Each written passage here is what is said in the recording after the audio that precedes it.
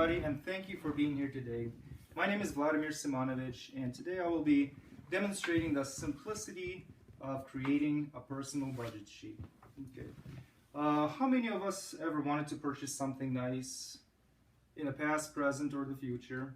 A lot of the times it could be something expensive or maybe reasonably priced, but we tend to buy things irrationally regardless on the price.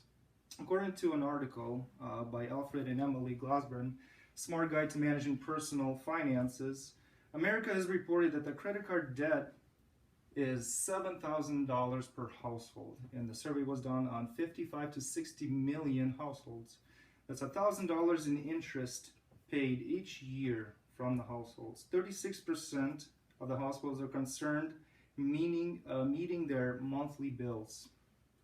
So it brings out a question of how much do we actually spend? Most of us don't really look at our financials very closely. We have the money, we use it, we spend it, and if we have enough for the month, we're good to go. We wait for the next paycheck. According to David Ross, in his article, How Personal Budget Works, the ultimate goal for budgeting is to reduce our expenses and plan to grow our savings. Do we have savings? Some of us do. Most of us are even doing budgeting, which is good. There are 3 steps I'll be talking about in creating a personal budget that actually works. And the 3 simple steps that each one of us needs to know is identify your true income, identify your expenses, and prioritize your short-term and long-term goals. So let's derive this a little bit.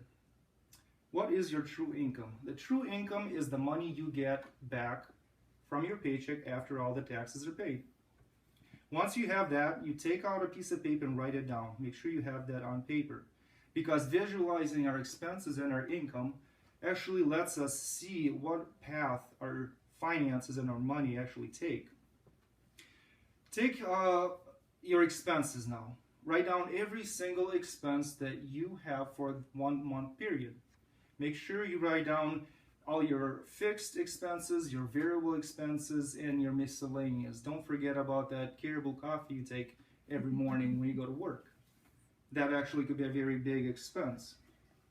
Once you have all that down on paper, if you add them all up, you can see how much you spend, how much your expenses are versus your income. When you do a little addition and subtraction, you can find out if your expenses exceed your income, then maybe you're a little bit in trouble and need to start budgeting immediately.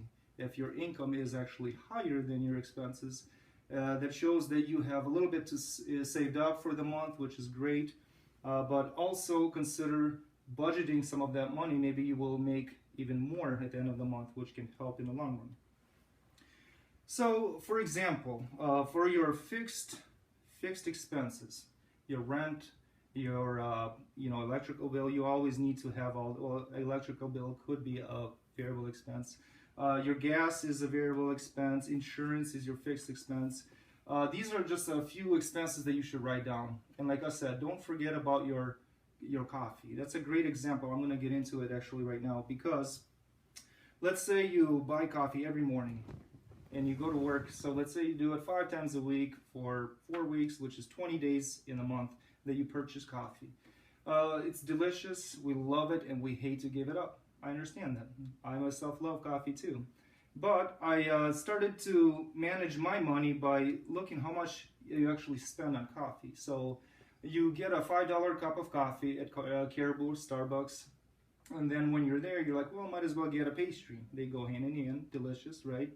And then when you start adding it up, it comes out to be what? About $8 to $10 per day. You multiply by 20 days in the month that you spend your hard-earned money on just coffee. It comes up to be about $160 to $200 a month just on coffee, okay?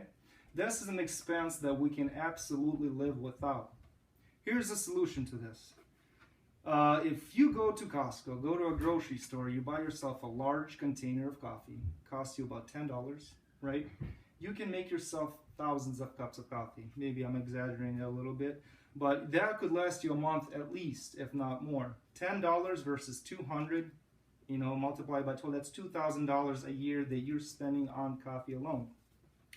That is one way you can cut down your costs. There's multiple other ways, multiple other expenses you can do the same thing. So by budgeting your personal expenses, repeat this process with everything: your electricity, your gas, not driving as much, or turning off the lights when they're not needed will save you money. David Ross also mentions that the most important part of budgeting is commitment. It's huge. Commitment is huge. You have to commit 100% of the time in order for this to work. You can't just budget your money for 1 month and then the next month just say, oh, forget it, I made some money, I'm going to go spend it on shopping. That will not work. There's 3 steps that I mentioned. Finding your true income, identifying your expenses, and personalizing or prioritizing your personal goals, long-term and short-term. Big thing to understand here is when you're setting your goals, make them very reasonable. If you cannot give up your coffee, don't just say, I'm going to cut this completely out of my life, and then it will not work, because you will not commit, because the following day you'll go buy yourself a cup of coffee. I'm going to show you a little example of a budget sheet that I've created. Mine is a little more complex than most of you would do. You can definitely cut a lot of this out. If you look here, I put up my true net income, or this is my gross income, and then did all my expenses right over here. As you can tell, anything and everything you spent for the month.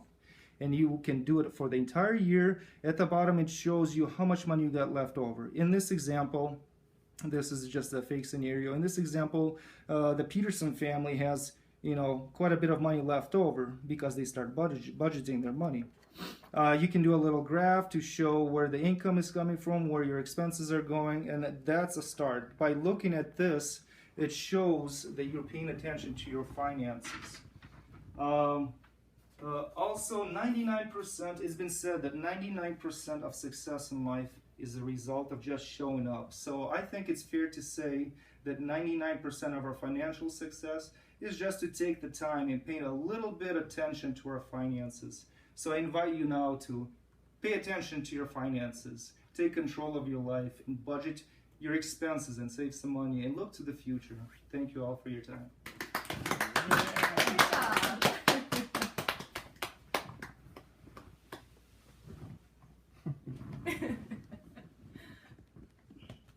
And don't forget your sock third. I'm gonna be like the last thing.